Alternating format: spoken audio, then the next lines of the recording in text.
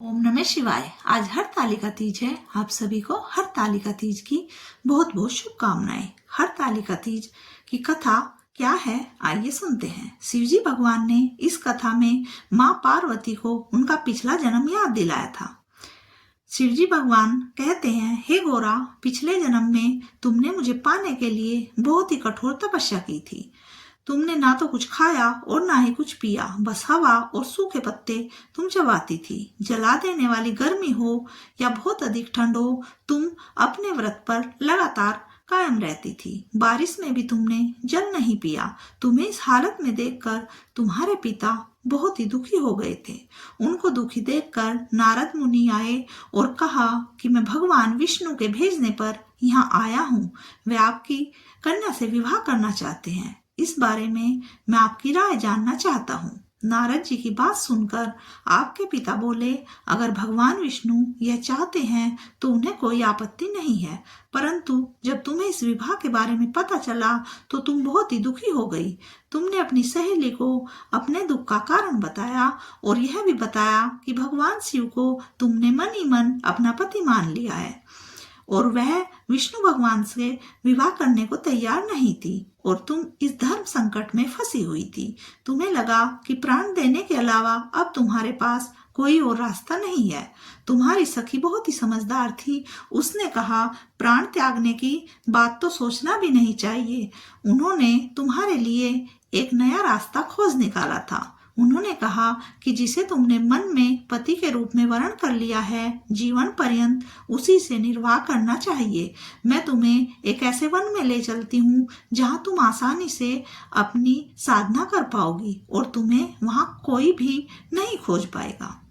तुमने ऐसा ही किया। तुम्हारे पिता घर में तुम्हें न पाकर चिंतित हो गए और बहुत ही दुखी होकर तुम्हारी खोज इधर उधर करवाते रहे, लेकिन तुम सहेली के साथ नदी के तट पर एक गुफा में मेरी आराधना में लीन रहने लगी। तुमने रेत से शिवलिंग बनाकर उसका निर्माण करके उसकी पूजा और कठोर तपस्या चालू कर दी। उसके प्रभाव से मेरा आसन हिल उठा और मैं शीघ्र ही तुम्हारे पास आ गया।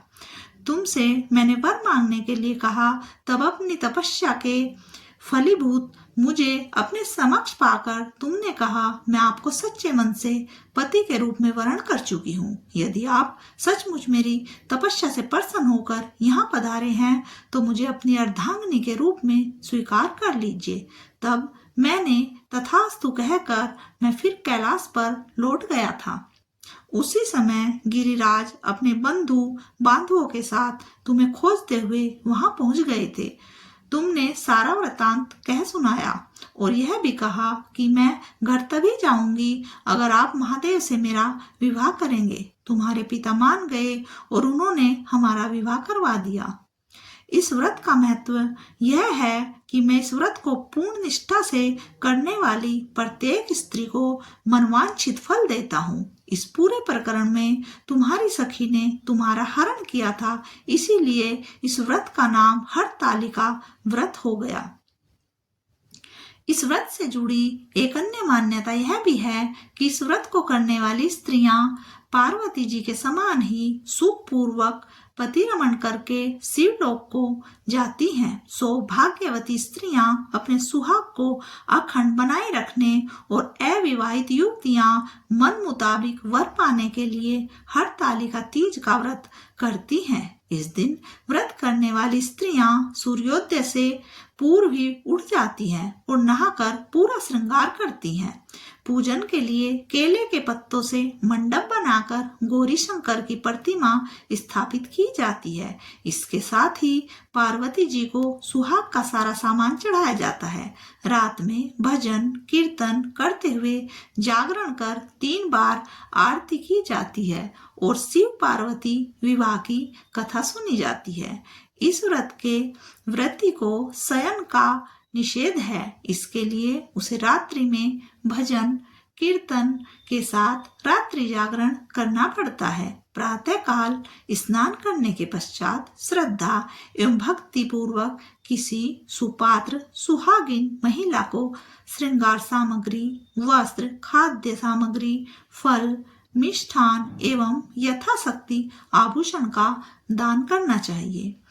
रेत के शिवलिंग बनाए तो उसका जलाशय में विसर्जन किया जाना चाहिए और खीरा खाकर व्रत को संपन्न किया जाना चाहिए। ओम नमः शिवाय। तालिका तीज का व्रत कैसे रखा जाता है? हर तालिका तीज पर सुहागिन महिलाएं सुबह जल्दी उठकर स्नान करती हैं, नए वस्त्र पहनती हैं, आभूषणों से खुद को सुसज्जित करती हैं। इसके बाद घर के मंदिर में दीप जलाती हैं, सभी देवी देवताओं को धूप दीप दिखाकर व्रत का संकल्प लेती हैं। इसके बाद माँ पार्वती व भगवान शिव जी और गणेश जी की विधि विधान के साथ पूजा की जाती है। हरतालिका तीज का व्रत कठोर नियमों के साथ किया जाता है, जिसमें अक्सर तीज के सूर्योदय से लेकर चतुर्थी के सूर्योदय तक 24 घंटे तक बिना कुछ खाए पिए रहते हैं। इस व्रत के दौरान पालन करने के मुख्य नियम इस प्रकार से हैं। तैयारी: व्रत के दिन से पहले केवल सात्विक भोजन, शुद्ध और सादा भोजन ग्रहण करना होता है और तीज पूजा की तैयारी करनी होती है। हरतालिका तीज का त्योहार महिलाएं व कुंवारी कन्याएं दोनों ही रखती हैं, तो इसे पूरे विधि विधान से रखने से भगवान शिव और माता पार्वती दोनों का आशीर्वाद हमें मिल जाता है। आप सभी को हरतालिका तीज की बहुत बहुत शुभकामनाएं।